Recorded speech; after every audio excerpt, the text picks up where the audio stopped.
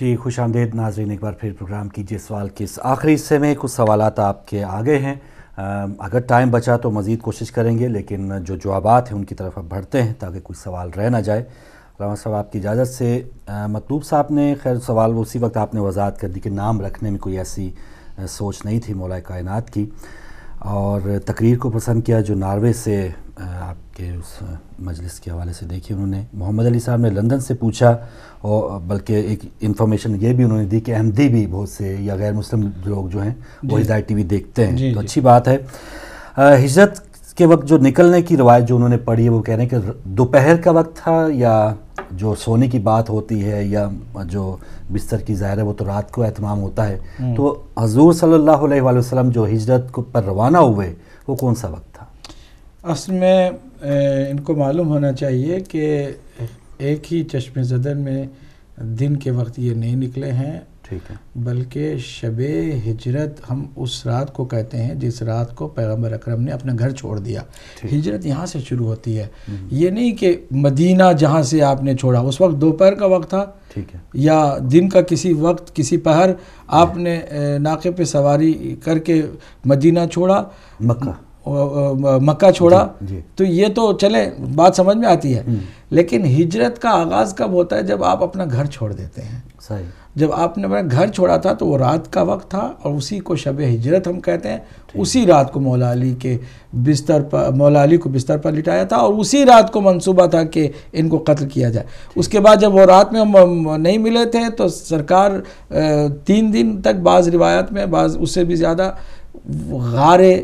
غار طور میں تھے، وہاں پر آپ وہ چھپے ہوئے تھے، اور گشت جاری تھی ان کی، یہ جو قاتلان قریش کی گشت جاری تھی، تلاش جاری تھی. اس کے بعد پھر مکہ چھوڑ کے مدینے کی طرف گئے ہیں. تو مکہ چھوڑنے کے وقت کو ہم ہجرت کا وقت نہیں کہتے ہیں، بلکہ پیغمبر اکرم کے اپنے گھر کو چھوڑنے کو جو ہے وہ وقت جو ہے نا رات کا وقت تھا، اور وہ اسی کو شب ہجرت کہتے ہیں. جی ٹھیک ہے. اچھا، ان کا دوسرا سوال تھا، اور یہ احادیث میں آیا ہے لیلۃ المبیت، یعنی اور وہ رات جس رات میں سرکار مولا کائنات بستر رسالت میں آپ صلی اللہ علیہ وسلم پر سوئے، وہ رات ہے کہ جو ہم شب ہجرت کہیں اسے، یا لیلۃ المبیت کہیں، جہاں رسول اکرم اس گھر کو چھوڑ کے چلے گئے تھے. جی بسم اللہ. ٹھیک ہے. اچھا، دوسرا ان کا سوال تھا کہ مولا کائنات سے متعلق، جیسے انہوں نے فرمایا کہ زمین سے زیادہ آسمانوں کے راستے وہ جانتے ہیں، ان کا علم زیادہ رکھتے ہیں، تو اس سے کیا مراد ہے اور کون سے راستے ہیں؟ دیکھیے، راستے زمین، اللہ نے کہا سیرو فی الارض، زمین میں تم سیر کرو، زمین کا سفر کرو، زمین سے اللہ سبحانہ تعالیٰ کی نعمتوں کا اندازہ ہوگا، اور پھر تمہیں عبرت اور سبق ملیں گے. سیرو فی الارض کا حکم قرآن مجید کا حکم ہے. اب اگر آپ سیر کریں گے، سفر کریں گے، تو ظاہر سی بات ہے بغیر راستوں کے تو نہیں، لوگوں نے راستے بنائے. جو راستہ بھی جہاں جاتا ہے نا زمین پر، اس سب سے واقف ہے مولا. اس سے زیادہ آسمانی راہوں سے بھی واقف ہیں. آسمانی راہوں سے واقف کا مطلب یہ نہیں، یہ بھی یہ جو کہا جاتا ہے نا کہ زیادہ سے بعض لوگوں نے یہ ایک سوال یہ بھی کیا جو انہوں نے نہیں کیا، لیکن میں پہلے ان کا جواب دے دوں. وہ راستے کوئی ایک خاص راستہ نہیں ہے، ہر وہ راستہ کہ جس پر چلنے والے چلتے ہیں اور انہیں منزل کا پتہ نہیں ہوتا یا راستوں کا پتہ نہیں ہوتا، مولا فرمائے میں جانتا ہوں، سارے راستے جانتا ہوں، زمین کے بھی اور آسمانوں کے بھی. لیکن یہ جو اس سے ایک نے سوال جو نکالا تھا، البتہ یہاں کسی نے نہیں نکالا، ظریف سوال اس کا یہ نکلتا ہے کہ کیا اس کا مطلب مولا علی کا علم دنیا کے بارے میں تھوڑا سا کم تھا اور آسمانوں کے بارے میں زیادہ تھا؟ جواب یہ نہیں ہے، راستے ہی دنیا کے زمین کے کم تھے اور آسمانوں کے راستے زیادہ تھے. اسی لیے فرمایا کہ زمین سے زیادہ میں آسمان کی راہوں سے واقف ہوں. مطلب یہ کہ یہ تو زمین جتنی ہے محدود ہے، یہ تو سب میں جانتا ہی ہوں، لیکن وہ جو بہت زیادہ پیچیدہ اور ہر کسی کے سمجھ میں جو نہیں آنے والے راستے، اس سے بھی میں واقف ہوں. سبحان اللہ. بہت شکریہ. ملک نسیم صاحب نے جھنگ سے سوال پوچھا ہے کہ عموماً جو اکثریت ہے مسلمانوں کی، وہ ولایت کے جو منبع ہیں مولا کائنات ہیں ان کے حوالے سے ذکر کم ہے. 13 رجب یا جو 21 رمضان ہے اس حوالے سے ذکر کم ہے، لیکن جو ان کو فالو کرنے والے یا ان سے علم حاصل کرنے والے اولیاء کرام ہیں، خواجہ اجمیری رحمۃ اللہ علیہ، حضرت داتا صاحب، تو یہ ان کے حوالے سے مسلمان زیادہ ان کو اس طرف رکھا گیا ہے اویئرنیس کے حوالے سے. البتہ میں انصاف کی بات یہ کرنا چاہوں گا کہ یہاں پر جتنے بھی مسلمانوں میں جی اولیاء کرام کے قائل ہیں وہ جانتے ہیں مولا علی منبع ہیں، سرچشمہ ہیں، ٹھیک ہے، تاجدار ولایت ہیں، سبحان اللہ، کائنات میں مولا کائنات ہیں ایک، جن کو علی ابن ابی طالب علیہ السلام کہا جاتا ہے. تو یہ جانتے ہیں، لیکن اہتمام اتنا کیوں نہیں کرتے، ان کا سوال ہے. انصاف تو یہ ہے کہ سوال کو بھی صحیح کیا جائے نا، صحیح ہے، یہ نہیں کہ بھول گئے ہیں یا نہیں جانتے ہیں، جانتے ہیں، علم رکھتے ہیں، لیکن اہتمام زیادہ وہ نہیں کرتے. جواب اس کا یہ ہے کہ یہ مسلمانوں کی عجیب و غریب شروع سے روش ایسی ہے. صحابہ سے محبت شروع کر دی، ٹھیک ہے، پیغمبر کی توہین ہوتی ہو صحابہ کی سپورٹ ہونی چاہیے کسی صورت میں بھی، چاہے وہ جعلی حدیث سے ہی کیوں نہ ہو. ٹھیک ہے، اس جعلی حدیث میں تم ایک صحابی کو بڑھانا چاہتے ہو، اسی میں پیغمبر کی توہین ہو رہی، کوئی پرواہ نہیں ہے. سوچ ایسی بنا لی، منطق ایسی. صحابہ کو کچھ نہ کہو، رسول اللہ کے صحابی ہیں. پیغمبر کو اگر کوئی بات ادھر ادھر کی کہہ بھی دو تو وہ ہماری طرح بشر ہے. یہ سوچ اس طرح کی منطق ایسی الٹی جو ہے بنا لی ہے. بغداد شریف جائیں گے، بڑا اہتمام، بہت زیادہ. کیا بھائی کہ وہ جناب جیلانی، شیخ عبد القادر جیلانی جو ہے وہ امام حسن کی اولاد میں سے ہیں، اولاد میں سے ہیں، اتنا آپ کو خیال ہے. خود امام حسن کی قبر ویران پڑی ہے، اس حوالے سے وہاں پر کوئی توجہ نہیں ہے. یا پھر امام حسین کی عظمت کیا ہے اس پر نہیں. یہ ہے نا کہ وہ حضرت امام ابو حنیفہ کے بارے میں بھی ملتا ہے نا کہ جب حضور مولا امام جعفر صادق علیہ السلام کی خدمت میں گئے تھے، چونکہ وہ شاگرد اور استاد کا ایک سلسلہ تھا، امام نے پوچھا یہ میرے ہاتھ میں جو ہے یہ کیا ہے؟ کہا تو یہ تو عصا ہے. کہا عصا تو ہے لیکن جانتے ہو کس کا ہے؟ کہا نہیں. کہ یہ رسول اللہ صلی اللہ علیہ وآلہ وسلم کا عصا ہے. چھلانگ لگا کے اس عصے کو چومنا شروع کر دیا. مولا نے پوچھا کہ کیا ستم ظریفی ہے، ایک لکڑی کو نسبت حاصل ہو گئی ہے تو تم اسے چومتے ہو، یہ رسول اللہ کا گوشت اور خون ہے، تم اس کے مقابل میں کھڑے ہو گئے ہو. یہ بات آپ سمجھنے کے لیے بہت ہے کہ ہمارے ہاں معیار ایک طرف سے وہ بات سمجھ کر بھی کہ اولیاء کی بڑی عظمت ہے، لیکن بھول جاتے ہیں کہ منبع ولایت کون ہے. تو یہ بات ان کی جو سوال کی شکل میں ہے، یہ لمحہ فکری ہے. ہر کوئی سوچے کہ ہم ایک طرف جا رہے ہیں تو دوسری طرف جو اصل جو بات ہے اس کو کیوں بھول جاتے ہیں. اور یہ تو اہل بیت اطہار کے ساتھ ہی نہیں ہو رہا ہے، پیغمبر اکرم کے ساتھ بھی ایسے ہی ہو رہا ہے. صحابہ کی محبت میں پیغمبر اکرم صلی اللہ علیہ وسلم کی عظمت کو بھلا دیا، بلکہ توہین بھی ہوتی ہے تو کوئی پرواہ نہیں ہے. اب صحیح بخاری میں آ گئی حدیث تو ہم کو تو ماننا ہی پڑے گا، چاہے اس میں نعوذ باللہ پیغمبر کی کتنی توہین ہوتی ہو، کوئی پرواہ نہیں ہے. یہ نہیں ہونا چاہیے. ہمیں انصاف سے دیکھنا چاہیے، پہلے اللہ، اس کے بعد نبی مکرم، اس کے بعد آل اطہار، اہل بیت اطہار، اس کے بعد جو بھی ان کے ساتھ وفا کرے وہ ہمارے سر آنکھوں پر، نہیں کرتا ہمارے نزدیک اس کی کوئی حیثیت نہیں ہے. ہم ان سب چکروں سے نکلیں گے اسی وقت جب آپ ایک دفعہ مرکز کو پہچانیں گے. واہ واہ، بہت شکریہ. علی جان شاہ صاحب نے مزید وضاحت سے سوال پوچھا ہے کہ جو کفر کا حوالہ دیا جاتا ہے تو کیا صرف ایک نبوت اور رسالت کا ہی فرق تھا، باقی جو مناسب تھے وہ ہم پر یقیناً حضرت ابو طالب علیہ السلام کی عظمت کو آپ دیکھیے کہ جس کے فعل کو اللہ نے اپنا فعل کہا ہے، کیا کوئی معمولی بات ہے؟ نبی مکرم کے لیے بھی کہا ہے وَمَا رَمَيْتَ إِذْ رَمَيْتَ وَلَكِنَّ اللَّهَ رَمَا. اے نبی جب تم دشمن کے مقابل میں کھڑے ہو کر تیر چلاتے ہو نا تو تم نہیں چلاتے ہو بلکہ اللہ چلاتا ہے. کیا مطلب یہ کہ تمہارا فعل اللہ کا فعل ہے، تمہارا کام اللہ کا کام ہے. یہ نبی مکرم کے لیے کہا ہے. حضرت ابو طالب کے لیے بھی فرمایا. حضرت ابو طالب نے پیغمبر اکرم صلی اللہ علیہ وآلہ وسلم کی پرورش کی اور اپنے گھر میں رکھا، ان کا اہتمام کیا، ان کا انتظام کیا، ان کی ضرورتوں کو پورا کیا. اللہ فرمایا الم یجدک یتیما فآویٰ. سبحان اللہ. اے حبیب کیا تم کو جب ہم نے یتیم پایا تو ہم نے پناہ نہیں دی؟ پناہ کون، کس کی پناہ میں؟ ابو طالب کی. اللہ کہہ رہا ہے کیا تم کو ہم نے پناہ نہیں دی؟ یعنی تم کو ہم نے یتیم پایا. وَوَجَدَكَ ضَالًا فَأَغْنَى، اس سے وَوَجَدَكَ اس سے پہلے جو آیت ہے وہ یہ الم یجد کا یتیما فآویٰ. یہاں سے جو جتنے بھی کام حضرت ابو طالب علیہ السلام نے سرکار دو عالم صلی اللہ علیہ وسلم کے لیے کیے، اللہ نے اپنی طرف اس کی نسبت دی ہے. تو یہاں پر سمجھنے کی بات یہ ہے کہ مقام اس اعتبار سے واقعہ عظیم ہے، لیکن جو ہم وزن ہونے کی بات کر رہے ہیں، ظاہر سی بات ہے نبوت و رسالت ایک ایسا عظیم مقام ہے کہ پیغمبر اکرم کو اللہ نے دیا ہے، تو اس اعتبار سے بہرحال نبی مکرم کا کوئی بھی ہم وزن نہیں ہو سکتا ہے اس لحاظ سے. ورنہ اگر نبوت و رسالت کو آپ تھوڑی دیر کے لیے ہٹا کر دیکھیں تو واقعاً اس عظیم مرتبت میں ہم وزن نظر آتے ہیں حضرت ابو طالب علیہ السلام. ماشاءاللہ، بہت شکریہ.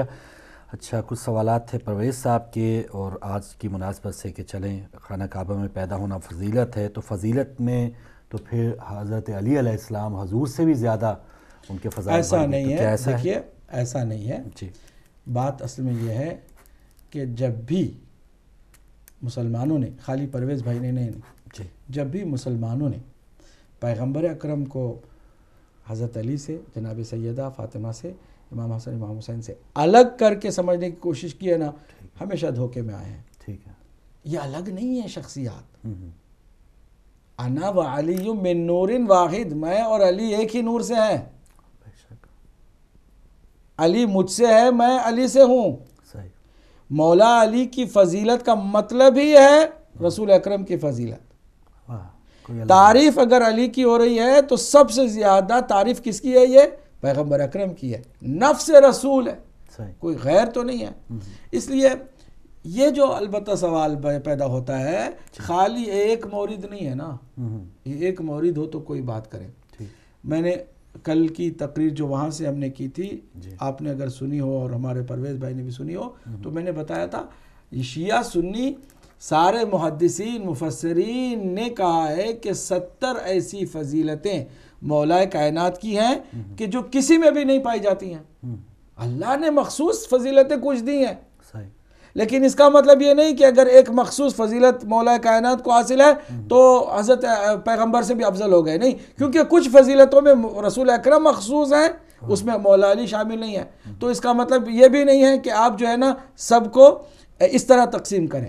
ہر ایک کی اپنی خصوصیت ہوتی ہے. ان میں سے ایک خصوصیت مولا کائنات کی یہی ہے کہ خانہ کعبہ کے درمیان پیدا ہوئے. سرکار دو عالم بھی آئے، تشریف لائے دنیا میں، ان کا بھی عظیم مقام ہے، لیکن سرکار دو عالم کی شخصیت کلمہ پڑھنے والوں کے درمیان میں متنازع نہیں ہوئی. مسلمان کلمہ پڑھنے والا اللہ کا ایک دفعہ اس نے توحید کا اقرار کیا ہے تو رسول اکرم کی رسالت کا بھی اقرار کیا ہے، چاہے دل سے کیا یا زبانی کیا ہے. لیکن حضرت علی کا مطلب یہ ہے کہ حضرت علی کو اللہ نے میزان قرار دیا کہ جو علی تک آئے گا وہی حقیقت میں دل سے اللہ اور نبی کو ماننے والا ہے. کیونکہ اگر علی کو نہیں مانتا ہے تو یہ دل سے ماننے والا نہ خدا کا ہے نہ نبی کا ہے. تو یہاں میزان نبی مکرم کے بعد علی علیہ السلام کو قرار دیا گیا ہے. اب قسیم النار والجنہ مولا علی کو کہا جاتا ہے، حدیث ہے، رسول اللہ کی حدیث ہے. تو کیا خود وہ جو ہے تقسیم نہیں کریں گے؟ رسول اکرم حضرت علی کریں گے. جدا مت کریں، جدا مت کریں ان کو. یہ دو شخصیات جدا نہیں ہیں، ایک ہی نور کا حصہ ہیں. اس میں فضیلت کچھ مولا علی سے مخصوص ہیں، کچھ فضیلت سرکار دو عالم سے مخصوص ہیں. مخصوص فضیلتوں کے ہونے کی وجہ سے حضرت علی نہ رسول اکرم سے افضل ہو جاتے ہیں، نہ کوئی اور شخص جس کے اندر ایک فضیلت ہے اس کی خاطر وہ دوسروں سے افضل ہو سکتا ہے. یہاں پر معیار جو ہے اللہ کی جانب سے بتائے ہوئے فضائل ہیں، وہ معیار ہے. اللہ کے بعد نبی مکرم تمام فضائل، تمام مراتب، تمام شرافتوں اور صفتوں میں اعلیٰ ترین انسان ہے. اب مولا کائنات کو نبی مکرم کا ہی نفس اور ثانی قرار دیتے ہوئے اگر چند فضائل میں، جیسا کہ میں نے بتایا 70 فضائل ایسے ہیں کہ صرف مولا علی سے مخصوص ہیں، اس میں نبی مکرم بھی شامل نہیں ہے. مثلا اللہ نے ذوالفقار بھیجی، مولا کائنات کو بھیجی، کیونکہ وہ میدان جنگ میں ہوتے تھے. تو ابھی اگر کوئی کہے کہ یہ اس کا مطلب حضرت علی رسول خدا سے بھی افضل ہو گئے کیونکہ ان کو وہ تلوار نہیں ملی اور مولا علی کو ملی. یہاں مجاہد کون ہے؟ وہ، اور وہ بھی یہ مجاہد کوئی کسی اور راہ میں لڑنے والا نہیں، وہی نبی مکرم ہی کے راہ میں لڑنے والا ہے. اسی کا نفس ہے، اسی کا پرتو ہے، اسی کا وسیع ہے، اسی کا جانشین ہے. لہٰذا ان کو آپس میں جدا کرنے کی کوشش نہ کرو. جی ماشاءاللہ. اچھا، دوسرا سوال تھا، ان کا کہنا ہے کہ نہج البلاغہ میں فرمایا گیا کہ ایک شخصیت نے بدعت کو ختم کیا اور سنت کو قائم کیا، وہ کون سی ہستی ہے؟ کس کے بارے میں ذکر ہے؟ ہمارے بھائی جو ہیں وہ سمجھتے ہیں کہ اس خطبے میں مولا علی نے حضرت عمر کی تعریف کی ہے. ٹھیک ہے. نام اس میں بھی نہیں ہے جی. لیکن جس خطبے میں نام لے کر خلفاء کی بات بتائی ہے وہ خطبہ شقشقیہ ہے. ٹھیک. اس کو اگر کوئی پڑھ لے تو عقل مند کیا کرتا ہے, ایک واضح صریح کسی کا بیان ہے کسی کے بارے میں, اور ایک جس میں نام نہیں ہے, ہر کسی نے اپنے حساب سے اس شخصیت کو سمجھا ہے. صحیح.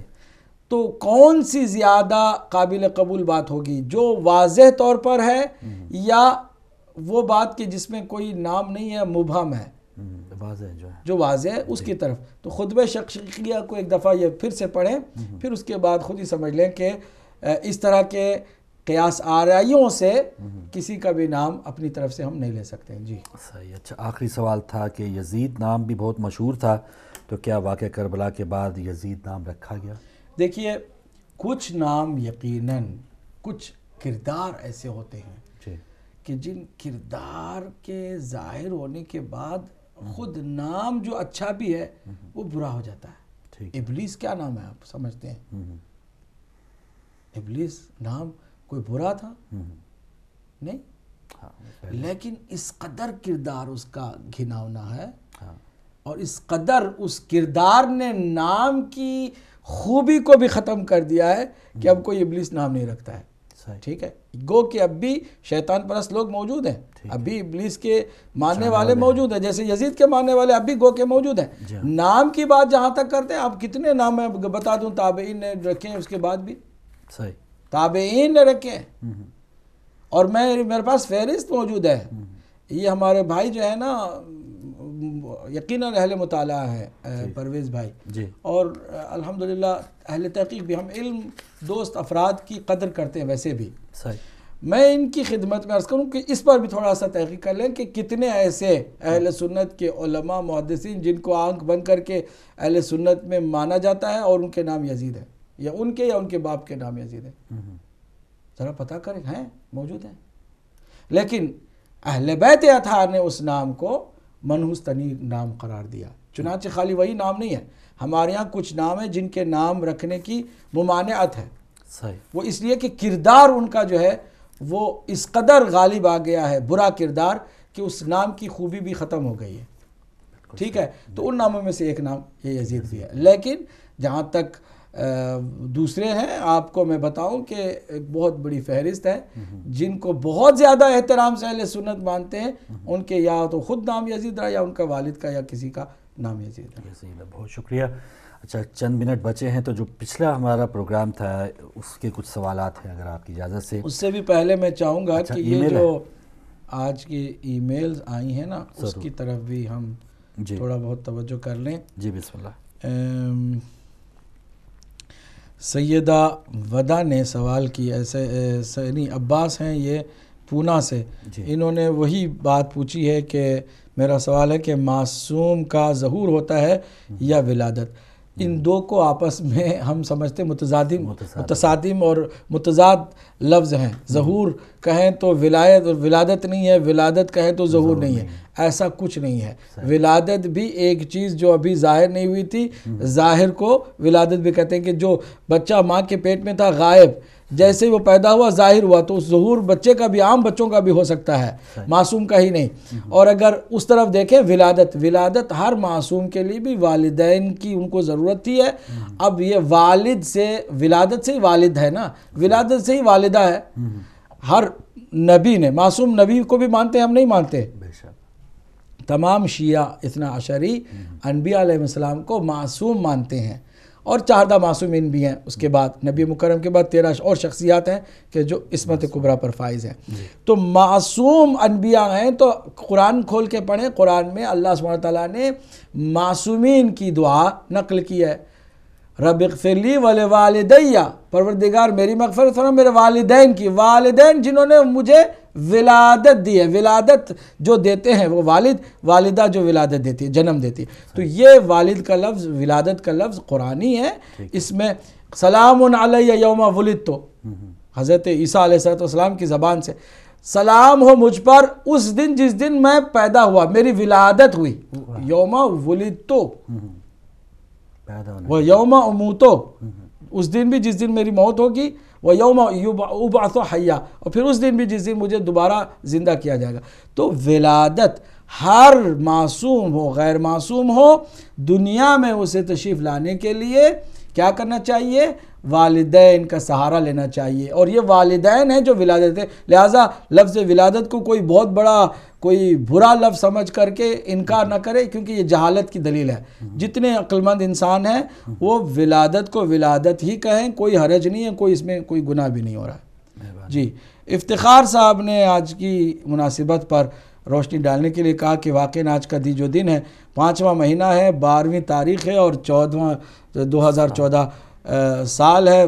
5، 12 اور 14 کا عدد جو ہے وہ آج کے دن سے مخصوص ہوا ہے، اور ایک اعتبار سے بہت عظیم دن بھی ہے. اور آج کی شب بھی اس اعتبار سے بھی عظیم ہے کہ جب یہی 12 13واں ہونے جا رہا ہے تو سرکار مولا کائنات علی ابن ابی طالب علیہ السلام کی ولادت کی نوید سنا رہا ہے. اس کے علاوہ ایک سوال آیا تھا کہ معصومین سے مدد مانگنا قرآن سے ثابت ہے کہ نہیں؟ اگر ہے تو کون سی آیتیں ہیں؟ قرآن سے ثابت ہے میرے بھائی. اللہ سبحانہ وتعالیٰ نے خالی شخصیات کے لیے نہیں، وَاسْتَعِینُوا بِالصَّبْرِ وَالصَّلَاةِ، صبر سے بھی تم مدد لو کہتا ہے اللہ سبحانہ وتعالیٰ. نماز سے بھی مدد لو کہتا ہے. مدد لینے میں کہاں لکھا ہے؟ اللہ نے کہاں کہا ہے کہ صرف اللہ سے مدد؟ اللہ سے ہی حقیقی طور پر مدد ہوتی ہے، لیکن کبھی نماز کے ذریعے سے، کبھی صبر کے ذریعے سے، کبھی معصوم ہستیوں کے ذریعے سے. تو مدد کے اسباب بہت زیادہ ہیں. لہٰذا اگر آپ کہتے ہیں اللہ رازق ہے، تو وہ جو رزق بانٹنے والے فرشتے ہیں ان کا کیا کریں گے آپ؟ وہ بھی تو وسیلہ ہیں. تو اگر ہیں تو پھر ہمیں ماننے میں کیوں پریشانی ہے؟ لیکن یہ جو مغالطے کرتے ہیں نا، بیچارے وہ مغالطے ہی کرتے رہتے ہیں اور حقیقت نہیں سمجھنا چاہتے. اس کے علاوہ بھی کچھ سوالات ہیں، اگر آپ کے پاس کوئی سوال ہے تو بتائیے. سوالات تو ہیں لیکن ٹائم نہیں بچا، اور بتایا جا رہا ہے آگے لندن میں پروگرام ہے، پھر واپس آ کے یہاں جشن بھی ہے. تو ناظرین کچھ جو جوابات رہ گئے ہیں ای میل کے، اور جو کچھ سوالات رہ گئے انشاءاللہ اگلے پروگرام میں دوبارہ علامہ صاحب سے گزارش کریں گے. بہت شکریہ علامہ صاحب، آپ نے وقت دیا اور ہمارا جو علم ہے اس میں بھی اضافہ ہوا. ناظرین اس پروگرام میں اب اجازت دیجیے، اور انشاءاللہ کچھ ہی دیر بعد دوبارہ جشن کا پروگرام ہے یہاں مانچسٹر اسٹوڈیو سے، اور اگلا پروگرام لندن سے ہے، وہ دیکھیے، اور اگلے پروگرام میں ہماری ملاقات ہوتی ہے. اجازت دیجیے، اللہ حافظ.